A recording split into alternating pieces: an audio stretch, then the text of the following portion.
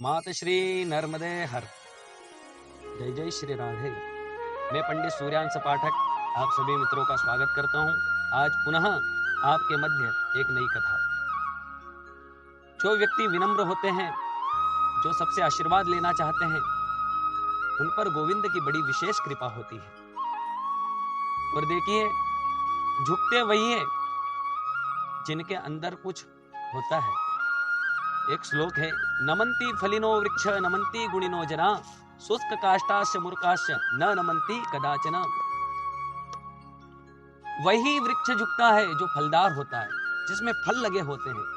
वैसे ही वही व्यक्ति झुकता है जो गुणवान होता है। गुणीजन और फलदार वृक्ष हमेशा झुकते हैं, लेकिन सूखी लकड़ी और मूर्ख व्यक्ति कभी नहीं झुकता।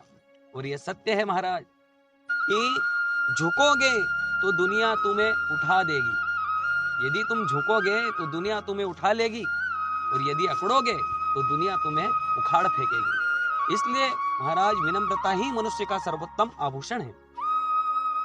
हम आशीर्वाद से क्या कुछ नहीं प्राप्त कर सकते, क्योंकि आशीर्वाद में बड़ी शक्ति होती है। जो सबसे आशीर्वाद लेना चाहता है, सबको नमन करना चाहता है, वही सर्वश्रेष्ठ ज्ञानी होता है। ऐसे ही इसी के अंतर्गत एक महाभारत की छोटी सी कथा। कौरवों और पांडवों के बीच में युद्ध की घोषणा हो गई। युद्ध प्रारंभ होने जा रहा था। नगाड़े बजने लगे, शंखनाद होने लगा, दुंदुभियां बजने लगी, चारों तरफ भयंकर शोर होने लगा। युद्ध प्रारंभ होने ही जा रहा था कि युधिष्ठिर जी महाराज अपने रथ से उतरे और कौरवों की ओर जाने लगे। भीमसेन ने देखा, भीमसेन डर गए। पुकारा अपने भैया को, भैया आप कहां जा रहे हो? शंखनाद हो गया है, युद्ध प्रारंभ होने जा रहा है।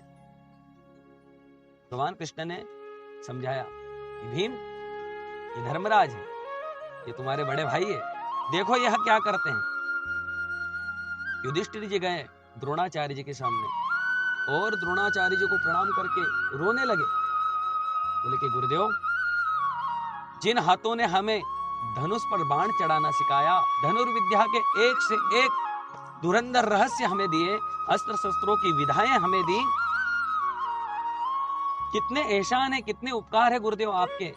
और आज आपके ही सामने, आपके ही विरुद्ध मैं युद्ध करने जा रहा हूं। इस युद्ध को रोकने के लिए मैंने तमाम प्रयास किए, लेकिन सारे प्रयास विफल हो गए।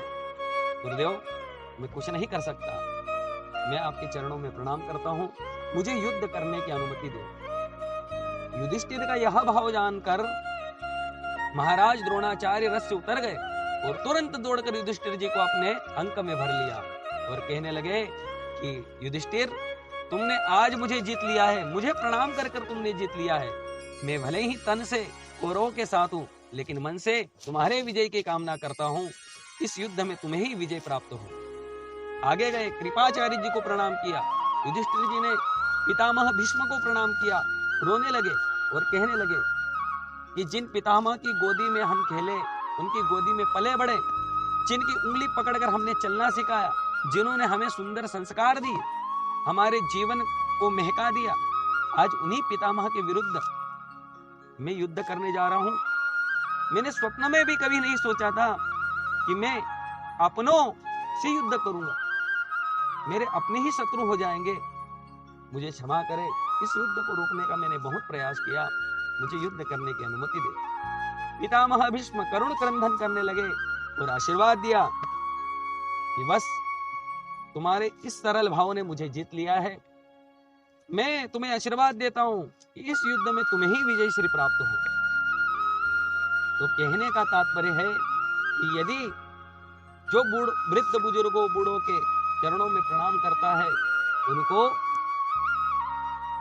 उनको चार चीजों का फायदा होता है। अभिवादनशीलस्य नित्यं वृद्धोपसेविनः चत्वारि तस्य वर्धन्ते आयुर्विद्या यशोबलम।